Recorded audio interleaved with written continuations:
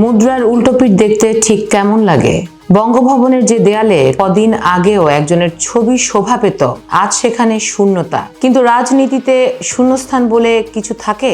কবির ভাষায় যদি বলি, সবাই যখন সরে দাঁড়ায় তখন কেউ থাকে। এই মুহূর্তে বাংলাদেশের রাজনীতির সবচেয়ে বড় প্রশ্ন, কে থাকছেন সেই সর্বোচ্চ আসনে? মোহাম্মদ শাহাবুদ্দিনের সম্ভাব্য বিদায় আর ত্রয়োদশ জাতীয় সংসদ নির্বাচনে বিএনপির নিরঙ্কুশ জয়, সব মিলিয়ে বঙ্গভবনের চাবি এখন কার হাতে?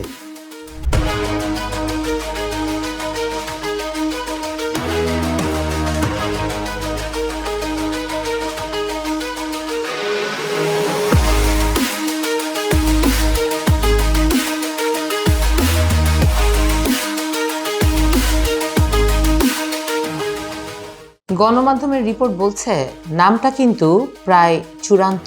ডক্টর খন্দকার মোশাররফ হোসেন, ৭৯ বছর বয়সী এই বর্ষিয়ান রাজনীতিবিদ, ঢাকা বিশ্ববিদ্যালয়ের ভূতত্ত্বের সাবেক প্রফেসর। তাকে ঘিরেই এখন সবচেয়ে বেশি গুঞ্জন। কিন্তু রাজনীতিতে কি সব এত সহজ?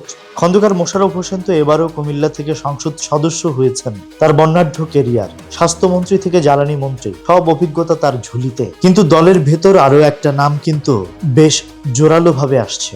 নজরুল ইসলাম খান, যিনি কিনা বিএনপির নির্বাচন পরিচালনা কমিটির মাস্টারমাইন্ড ছিলেন। শোনা যাচ্ছে দলের একটা বড় অংশ তাকে রাষ্ট্রপতির চেয়ে বরং প্রধানমন্ত্রীর পলিটিক্যাল অ্যাডভাইজার হিসেবে দেখতে বেশি আগ্রহী। খন্দকার মোশাররফ হোসেন ইদানিং নিজেকে একটু আড়ালে রাখছেন, কারণ যেন কোনো বিতর্ক তাকে স্পর্শ করতে না পারে। অন্যদিকে নজরুল ইসলাম খান রাজপথের মানুষ। খালেদা জিয়ার জানা যায় তার সেই আবেগঘন বক্তব্য কি ভোলা যায়? তার মানে লড়াইটা অভিজ্ঞতার বনাম বিশ্বস্ততার। কিন্তু একটা তথ্য কিন্তু দর্শকদের জানানো দরকার। ২০২৩ সালের সেই বগুড়ার জনসভার কথা মনে আছে, যেখানে প্রকাশ্যে বলা হয়েছিল বিএনপি ক্ষমতায় এলে তারেক রহমান হবেন প্রধানমন্ত্রী আর খন্দকার মোশাররফ হবেন রাষ্ট্রপতি।